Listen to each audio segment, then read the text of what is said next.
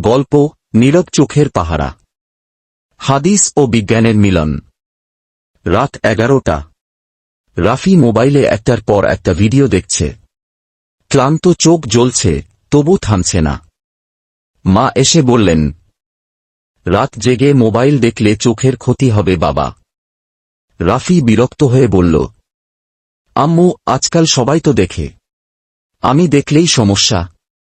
মা ধীরে বললেন, রাসূল শক বলেছেন, দুইটি নিয়ামতের কদর মানুষ বোঝে না, স্বাস্থ্য এবং ফাঁকা সময়। বুখারী।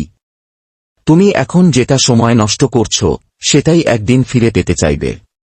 আর চোখ, এটা আল্লাহর এক অমূল্য নিয়ামত। বিজ্ঞান বলে, অনেকক্ষণ স্ক্রিনের দিকে তাকালে চোখের কর্নিয়া শুকিয়ে যায়, চোখে জ্বালা, মাথা ব্যথা ও দৃষ্টিশক্তি দুর্বল হয়।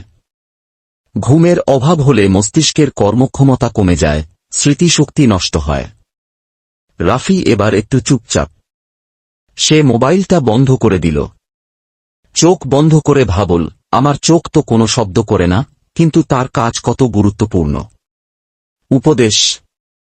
স্বাস্থ্য ও সময়, এই দুই নিয়ামতের কদর করতে না পারলে একদিন আফসোসই থাকবে।